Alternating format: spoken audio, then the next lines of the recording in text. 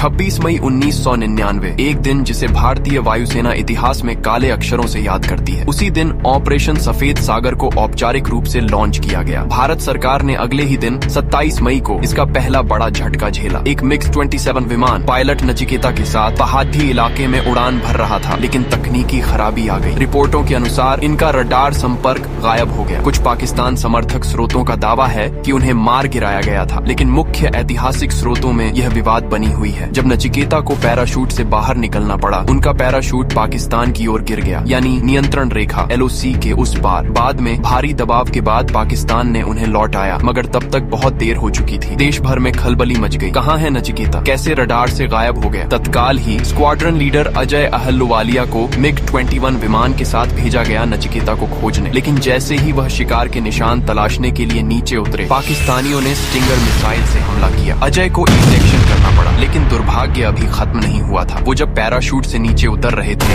पाकिस्तानी सैनिकों ने भारी मशीन गन फायरिंग की। आसमान से उनके शरीर के टुकड़े गिरते देखे गए। यह एक निर्मम हत्या थी, एक ऐसा दिन जिसने वायुसेना को गहरा सदमा दिया। दिल्ली की DM माया सिंह उस समय मामले की गंभीरता से जानकारी ले रही थी। उन्होंने तुरंत कमान संभाली। उन्होंने कहा, यह व्यक्तिगत मामला नहीं, राष्ट्रीय सम्मान का प्रश्न है। माया ने अपने एडमिन टीम को आदेश दिया कि वे घटना की पूरी जांच करें। उन्होंने मीडिया से निवेदन किया कि लोग संयम रखें और अफवाहों पर ध्यान न दें। माया ने IAF रडार लॉग्स, अपने मुलाकातियों की रिपोर्ट और स्थानीय गवाह, उन्होंने राज्य और केंद्र सरकार दोनों को बताया कि यह मामला सिर्फ लड़ाई नहीं, यह देश की सीमाओं, देशभक्ति और वायुसेना के सम्मान का मामला है। माया ने आदेश दिया कि अगले 24 घंटे में संपन्न वास्तविक तथ्यों को जनता के सामने लाया जाए, चाहे कितना भी दबाव हो। इस बीच देश भर में वायुसेना और नागरिकों में तीव्र चिंता थी। जनता पूछ रही थी, हमारे बहादुर पायलट कहाँ हैं? क्यों हमें सच नहीं बताया गया? माया ने कहा, किसी भी अधिकारी को सत्ता का दुरुपयोग करने का हक नहीं है। अगर दोषी पाया गया, उन्हें कानून के अनुसार जवाब देना होगा। रात भर माया और उनकी टीम कार्यालय में बैठे रहे। उन्होंने हर सूचना का क्रॉस चेक किया, कस्बों से मिली खबरें, गृह मंत्रालय की रिपोर्ट और वायुसेना सूचना। सुबह होते ही उन्होंने प्रेस कॉन्फ्रेंस बुलाई। उन्होंने कहा, हमने पाया है कि लगभग 3 घंटे तक रडार संकेत मिल रहे थे, फिर अचानक संपर्क गायब हो गया। एक MiG-27 ने जल्दबाजी में इजेक्शन किया और MiG-21 जिस जगह उतरने की कोशिश कर रहा था, वह इलाके बेहद संवेदनशील था। मीडिया के सामने उन्होंने कहा, मैं इस बात की जिम्मेदारी लेती हूँ कि दोषियों को बेनकाब किया जाएगा। हमारी टीम पूरी तरह निष्पक्ष है। इसी बीच IAF के दस्तावेजों में एक और सनसनीखेज खुलासा हुआ। उस दिन उस क्षेत्र में स्टिंगर मिसाइलों के संकेतों और संभवतः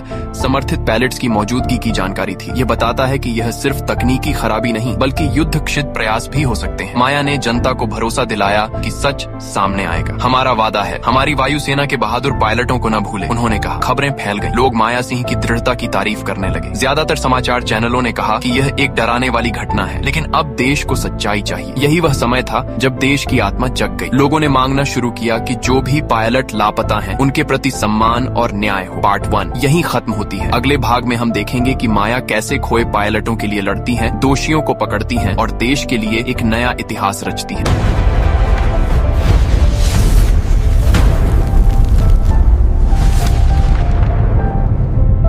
सुबह का वक्त था। दिल्ली सचिवालय के गलियारे में असामान्य सन्नाटा पसरा हुआ था। चारों ओर फाइलें, वायरलेस रिपोर्टें और संदेशों की आवाजें गूंज रही थीं। DM माया सिंह अपने कमरे में बैठी थीं। उनकी आंखों में नींद नहीं, बस दृढ़ता थी। उन्होंने भारत के मान को चोट लगते देखा था। वो लगातार रडार लॉग्स और उपग्रह तस्वीरों का विश्लेषण कर रही थी। एक बिंदु पर उन्हें कुछ अजीब दिखा, एक सिग्नल ब्लैंक स्पॉट जो कुछ मिनटों के लिए सक्रिय था, फिर अचानक गायब हो गया। उसी वक्त उन्हें सूचना मिली कि MiG-21 के pilot squadron leader Ajay Ahluwalia का शव पाकिस्तान क्षेत्र में पाया गया है। माया की सांसें थम गईं। रिपोर्ट में लिखा था, अजय अहलुवालिया को पैराशूट से नीचे उतरते समय मशीन अग्नों से भून दिया गया। ये सिर्फ एक सैनिक की मौत नहीं थी, ये इंसानियत के खिलाफ अपराध था। उन्होंने फोन उठाया और सीधे रक्षा मंत्रालय से कहा, ये घटना युद्ध के दायरे से परे है, ये हत्या है और हमें इसका जवाब चाहिए। रक्षा मंत्रालय ने उन्हें सख्त गोपनीय आदेश दिया, मामले को राजनीतिक स्तर पर संभालो, कोई बयान बाहर न जाए। मगर माया ने चुप्पी तोड़ने का निश्चय कर लिया था। उन्होंने अपनी टीम के 2 अफसरों विनीत और स्मिता को पाक सीमा से सटे गांवों में भेजा। दोनों को निर्देश थे कि गुप्त रूप से स्थानीय गवाहों से बात करें उतरे। गांव के एक बुजुर्ग ने बताया, हमने उस दिन आसमान में 2 धमाके सुने, एक जलते हुए विमान के टुकड़े देखे और फिर एक आदमी पैराशूट से नीचे आ रहा था। कुछ बंदूकधारी आए और उस पर फायरिंग की। उस गवाही ने सब साफ कर दिया। माया ने तुरंत एक प्रेस मीट बुलाई। पहली बार किसी सीनियर अफसर ने इतनी स्पष्टता से जनता के सामने सच रखा। उन्होंने कहा, स्क्वाड्रन लीडर अजय आहूजा को युद्ध के नियमों की अनदेखी कर निर्ममता से मार दिया गया। यह केवल सीमा पार का मामला नहीं है, यह इंसानियत की हार है। उनकी आवाज कांप नहीं रही थी। उस दिन भारत की हर माँ, हर जवान और हर देशभक्त का दिल भर आया। वहीं दूसरी ओर पायलट नचिकेता पाकिस्तान में बंदी बना लिया गया था। माया ने प्रधानमंत्री कार्यालय से बात की। उन्होंने संयुक्त राष्ट्र और रेड क्रॉस को पत्र भेजा ताकि कैदी की सुरक्षा सुनिश्चित की जा सके। 3 दिन बाद एक राहत की खबर आई। पाकिस्तानी सरकार दबाव में आकर फ्लाइट लेफ्टिनेंट नचिकेता को भारत वापस सौंपने को तैयार हुई। जब नचिकेता वाघा बॉर्डर पार कर रहे थे, भीड़ ने भारत माता की जय के नारे लगाए। माया खुद वहाँ मौजूद थी। उन्होंने सलामी दी और कहा, तुम लौट आए, लेकिन अजय की कुर्बानी कभी व्यर्थ नहीं जाएगी। इसके बाद माया ने ऑपरेशन न्याय की शुरुआत की, जिसका मकसद था